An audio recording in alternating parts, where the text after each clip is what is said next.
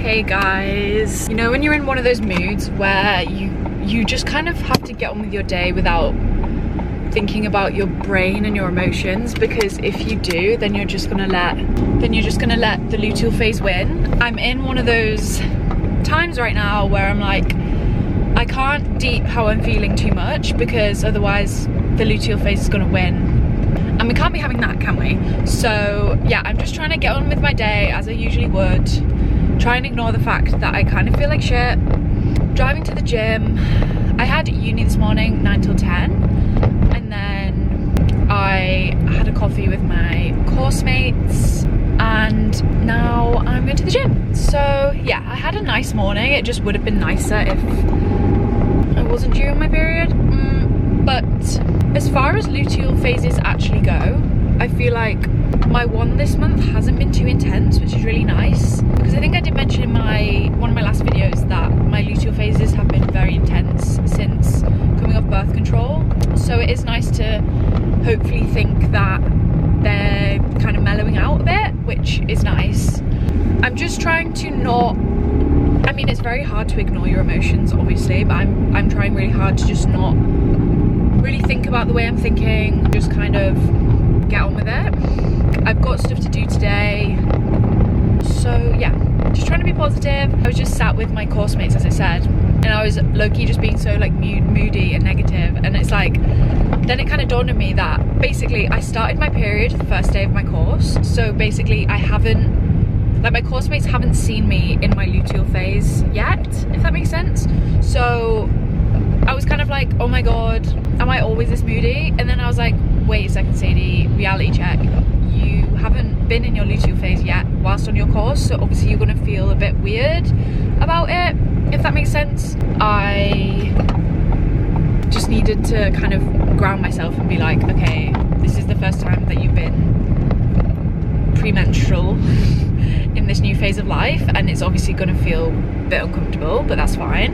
And as I told you guys, I think in one of my videos, I think I said that I'm trying my best to be more vulnerable with my friends and the people around me and not put on a perfect persona, because that wasn't doing me any good, and it kind of just meant that people didn't really know me and didn't really, I don't know, then when I was in a bad mood, they were kind of shocked because I was putting on this persona that I'm kind of perfect and always happy and doing well. Do you know what I mean? So yeah, it feels uncomfortable, honestly, but I know that it's good for me to show that more vulnerable side.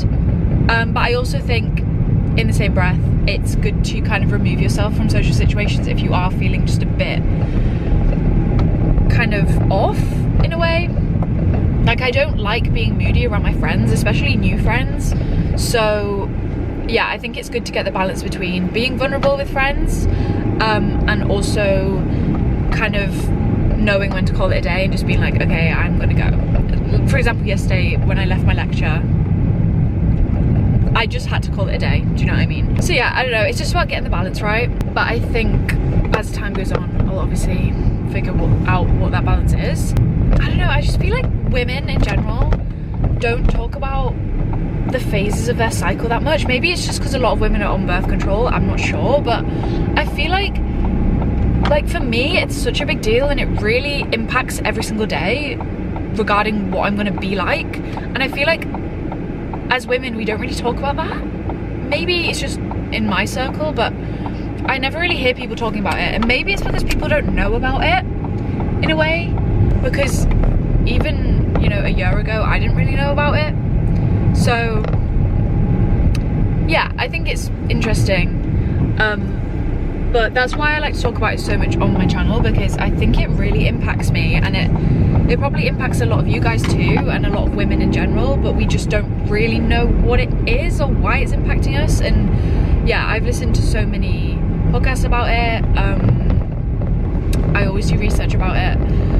So yeah, I just want to make sure you guys are aware that we do have these cycles and phases, and they are going to affect us, because I can't even imagine how bad I would feel about myself if I didn't know that I felt moody because of my cycle, if that makes sense. Like, I feel like we all know about being premenstrual like PMS and stuff, but apart from that, a lot of us probably don't know what's going on. So make sure you research, because it's so interesting. Number one, like, our bodies are so amazing. The female reproductive system is so amazing. As much as I kind of loathe it in a way, it's amazing, and I think everyone should know about it. Anyway, yeah, so with that said, I'm going to the gym. I'm going to try and just do my normal routine. I'm going to do less weights because obviously I'm late luteal phase, so that means that I'll be feeling weaker. I've actually had a really big problem with my eyes this week. Basically, as you guys know, I have dry eyes, but this week they've been so sore. I just bought some new eye drops. I think I was using the wrong eye drops. Basically, the bottle had 50+ on it, and I thought that meant the strength. It meant the age. So I was using eye drops for like old people, which is great. So I think that's why my eyes have been really sore, because the eye drops I've been using haven't actually been doing anything, basically, and that's been making my eyes get worse because they're for mature eyes. So yeah, I'm gonna pretend that that didn't happen, and hopefully these new ones will work. So yeah, have I got anything else to say? I'm not loving the dark mornings too much. I'm finding them a bit difficult. I really want a sunrise alarm clock. I don't know if they're a bit of a con, but let me know if you have one, because I feel like I want one. But there's so many different types, and I see so many different like varied reviews for each one. So I would love to know if you guys have one, or if you think it's a con, let me know. Because I think it would be nice to wake up and it be light in my room, especially because I wake up quite early. So, and it's only gonna get worse when the clocks go back. So yeah, I'm just thinking maybe I should get one. I'm basically just trying to do everything in my power to not be sad this winter. So far it's working, although I can't lie guys, when I was doing my cut for the past 2 weeks, I was doing a calorie deficit. I cut way too hard, and basically I was under eating for about 2 weeks, which, you guys know me, that's not like me. I'm not, if I ever happen to undereat, it's completely by accident. It's never in a worrying way. Just want to clarify that. But yeah, I was under eating for like 2 weeks, and then on Friday I felt awful, and I went home and I literally just felt so dizzy, and I thought I was gonna faint. It was, yeah. And then I kind of realized very quickly that I was eating way less calories than I should. So yeah, always make sure, always listen to your body in a way. And usually if your body is showing you a signal, such as feeling lightheaded or any sort of signal that it might show you, make sure you listen to it and kind of assess, okay, what's going on here? Because usually there's probably quite a simple explanation as to why you're feeling a certain type of way. Because yeah, I was kind of ignoring the signs, and then until it was really bad, and I was like, oh wait, I'm really not eating enough. So yeah, that was me last week. This week I've been eating a lot more, so that's good. Although it is kind of scary to go from a calorie deficit that's quite, I guess, like low in a way, and then to bump up your calories, because then it feels like you're not still in a calorie deficit. But then I'm kind of glad I had that little spook, because it reminded me that, okay, you actually can't eat that little, because you will just die.